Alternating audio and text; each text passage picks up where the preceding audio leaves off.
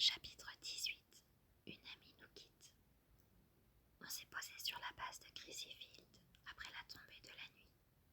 Dès que le professeur Chase est sorti de son biplan camel, Annabeth a couru vers lui et lui a sauté au cou. « Papa, comment tu as piqué du ciel? Comment tu les as mitraillés? Par les dieux, je n'ai jamais rien vu d'aussi incroyable. » Son père a rougi. « Pas mal pour un quadra humain, je suppose, a-t-il bafouillé. Et les balles en bronze céleste, comment t'as bien pu te les procurer? Ah, ça, tu avais laissé un certain nombre d'armes de demi-dieu dans ta chambre, en Virginie, la dernière fois que tu es parti. » Annabeth a baissé les yeux, l'air gêné. J'ai remarqué que le professeur Chase avait bien fait attention de ne pas employer le mot « fuguer ». J'ai décidé d'essayer d'en fondre quelques-unes pour fabriquer des douilles, a-t-il poursuivi, à titre expérimental, tu sais. Il expliquait cela comme si c'était tout bête, mais une lueur s'était allumée dans son regard, et tout à coup, j'ai compris pourquoi Athéna, déesse de la sagesse et de l'artisanat, avait été attirée par lui. Dans l'âme, c'était un savant fou. Papa, a bredouillé Annabeth. Annabeth Percy, a interrompu Thalia d'une voix pressante. Elle était agenouillée auprès de Zoé, avec Artémis, et toutes deux pansaient les plaies de la chasseresse. Nous avons accouru, Annabeth et moi, mais nous étions démunis. Nous n'avions ni ambroisie, ni nectar, et aucun soin de médecine mortelle ne pouvait guérir Zoé. Il avait beau faire nuit, je voyais qu'elle avait une mauvaise mine. Elle frissonnait, et le léger halo lumineux dont elle était toujours entourée s'estompait. « Ne pouvez-vous pas la soigner par magie ?» ai-je demandé à Artémis. « Je veux dire, vous êtes une déesse. » Artémis paraissait troublée. « La vie est une chose fragile, Percy. Si les parcs ont décidé que le fil serait tranché, je ne peux pas y faire grand-chose. Mais je peux essayer. » Elle a tendu la main pour la poser sur le flanc de Zoé, mais celle-ci lui a attrapé le poignet. Elle a regardé la déesse dans les yeux, et un échange tacite s'est fait entre elles. « T'ai-je bien servi ?» a murmuré Zoé. « Avec honneur, » a dit doucement Artémis. « Tu es la plus remarquable des lieutenantes. » Le visage de Zoé s'est détendu. Le repos. Enfin.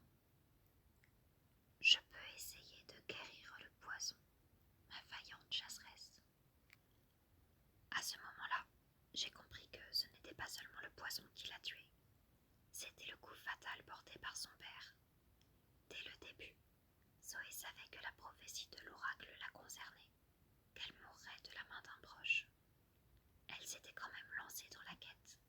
Elle avait décidé de me sauver, et la colère d'Atlas l'avait brisée de l'intérieur. Elle a vu Thalia et lui a pris la main. « Je regrette qu'on se soit disputé.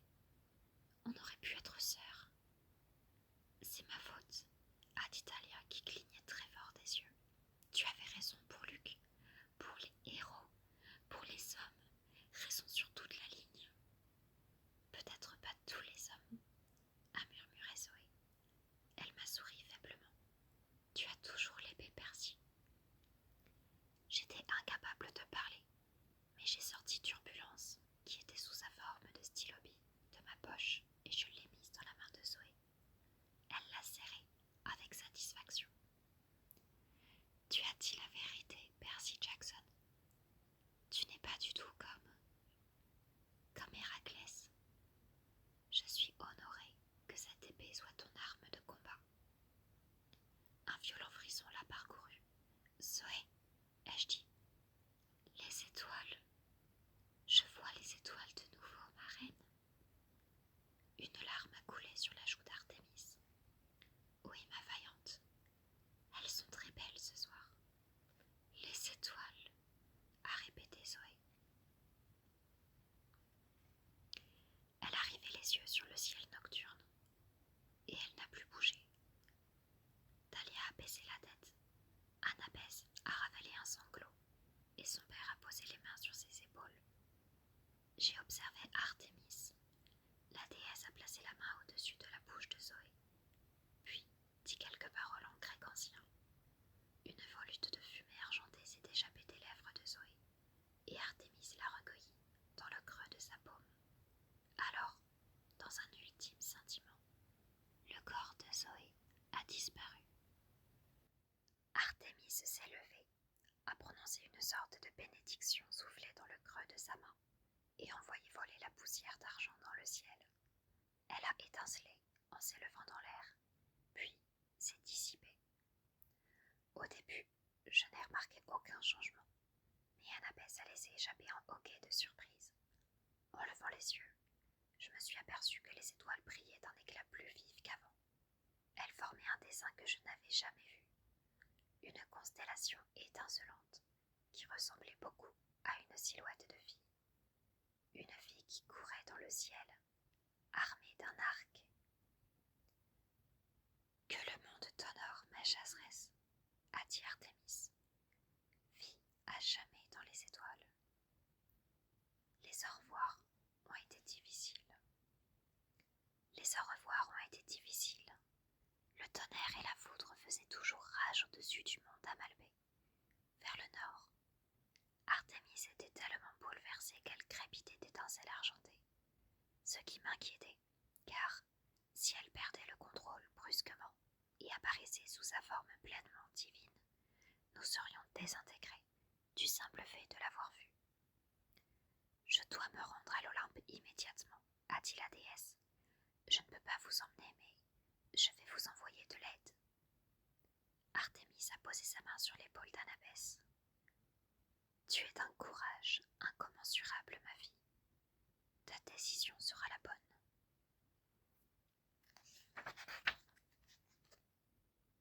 Ensuite, elle a posé un regard perplexe sur Thalia, comme si elle ne savait pas trop quoi penser de cette fille cadette de Zeus. Thalia semblait réticente à lever les yeux. Pourtant, quelque chose a fini par l'y pousser, et elle a soutenu le regard de la déesse. J'ignore ce qui s'est passé entre elles, mais l'expression d'Artémis s'est adoucie et teintée de compassion. Pour finir, elle s'est tournée vers moi. Tu as bien agi, m'a-t-elle dit. Pour un homme. J'ai failli protester, et puis je me suis rendu compte que pour la première fois, elle ne m'avait pas traité de garçon. Elle est montée à bord de son chariot, qui s'est mis à luire. Nous avons tous détourné les yeux. Un éclair argenté a brièvement illuminé la nuit, et la déesse a disparu. Eh bien, a soupiré le professeur Chase, elle est impressionnante, mais je dois dire que je préfère Athéna. Papa, a dit Annabeth en se tournant vers lui, je suis désolée que... Il l'a serrée dans ses bras. Fais ce que tu dois faire, ma chérie. Je sais bien que ce n'est pas facile pour toi. Sa voix tremblait un peu, mais il a souri courageusement à Annabeth. Alors j'ai entendu un bruissement d'ailes. 3 Pégases descendaient en fendant le brouillard. 2 chevaux ailés blancs et un noir de jet. Blackjack, ai-je appelé. Yo, patron, t'es arrivé à rester en vie sans moi. J'ai eu du mal, ai-je avoué. J'ai amené Guido et Porky avec moi. Sagaz. Les 2 autres Pégases se joignaient à notre conversation télépathique. Blackjack m'a toisé de la tête aux pieds, avec inquiétude. Puis, il a jeté un coup d'œil au professeur Chase, ainsi qu'à Thalia et à Annabeth. Tu veux qu'on piétine ces marioles? Non, ai-je dit à voix haute. Ce sont mes amis. On a besoin d'aller à l'Olympe. Assez vite. Pas de problème, a répondu Blackjack. Sauf pour le mortel. J'espère qu'il ne vient pas. Je lui ai assuré que le professeur Chase ne serait pas du voyage. Ce dernier regardait les Pégases, bouche bée. Fascinant, a-t-il dit. Quelle maniabilité. Je me demande comment l'envergure des ailes compense le poids du corps d'un cheval. Quoi? A fait Blackjack en penchant la tête de côté. Vous vous rendez compte? Si les Britanniques avaient eu ces Pégases dans leur cavalerie sur le front de Crimée, a repris le professeur Chase, la charge de la brigade légère. Papa, les yeux, à regarder sa fille et s'efforcer à sourire. « Excuse-moi, ma chérie, je sais que tu dois partir. » Il la serrait une dernière fois dans ses bras, avec affection et maladresse. Quand elle a tourné le dos pour rejoindre le Pégase guidant, le professeur Chase lui a lancé: « Annabeth, je sais que San Francisco est un endroit dangereux pour toi, mais s'il te plaît, n'oublie pas que tu seras toujours chez toi, à la maison. Nous veillerons à ce qu'il ne t'arrive rien. » Annabeth n'a pas répondu, mais elle avait les yeux rouges. Son père a failli ajouter autre chose. Mais il a semblé se raviser. Il a levé la main et l'a agitée tristement. Puis il s'est éloigné à pas lourd sur la piste plongée dans l'obscurité. Dahlia, Annabeth et moi avons grimpé sur nos Pégases. Ensemble, nous sommes montés en flèche au-dessus de la baie et nous avons volé vers les collines de l'Est. Bientôt, San Francisco s'est réduit à un croissant de lumière derrière nous, coiffé de temps à autre d'un éclair vers le nord. Dahlia était tellement épuisée qu'elle s'est endormie sur le dos de Porky. Je savais qu'elle devait être vraiment fatiguée pour dormir en plein vol, alors qu'elle avait le vertige. Mais elle n'avait pas à s'inquiéter. Son Pégase naviguait en douceur et vérifiait régulièrement que Dahlia était bien installée sur son dos, rectifiant sa position si nécessaire. Annabeth et moi chevauchions côte à côte. « Ton père a l'air sympa, lui ai-je dit. » Il faisait trop sombre pour voir son expression.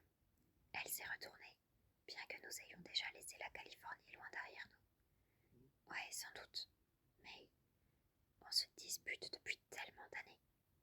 Ouais, tu me l'as dit. Tu crois que je mentais?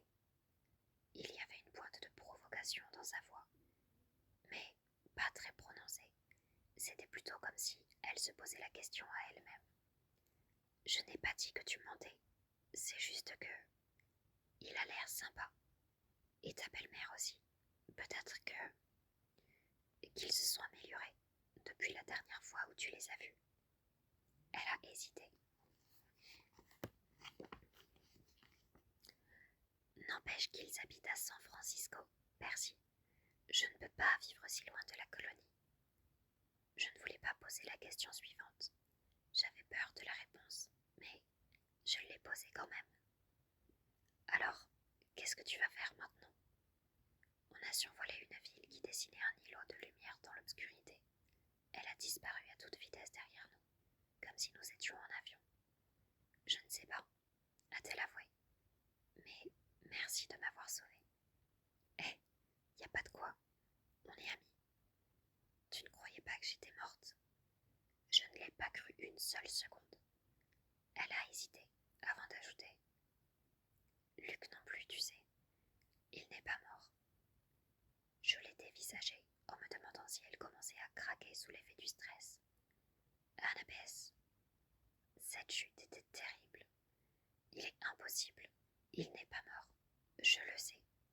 Exactement comme tu le savais pour moi. La comparaison ne m'a pas fait plaisir. Loin de là. Les villes et bourgades défilaient plus vite, à présent, formant des îlots de lumière de plus en plus rapprochés, jusqu'à ce que tout le paysage, en dessous de nous, soit un tapis scintillant. L'aube approchait. À l'est, le ciel virait au gris, et plus loin devant nous, un immense halo blanc-jaune se déployait. Les lumières de New York. Alors, patron, c'est rapide ou c'est rapide? M'a lancé Black Jack d'un ton fanfaron. On aura droit à un rap de foin au petit-déj ou quoi? Tu es l'homme de la situation, Black Jack, lui ai-je répondu. Enfin, le cheval, je veux dire. Tu ne me crois pas pour Luc, a repris Annabeth, mais nous le reverrons. Il est en difficulté, Percy. Il est sous le sortilège de Chronos. Je n'avais pas envie de discuter, mais ça me rendait dingue. Comment pouvait-elle avoir encore de la sympathie pour ce type immonde? Comment pouvait-elle bien lui trouver des excuses? Il méritait cette chute. Il méritait... Bon,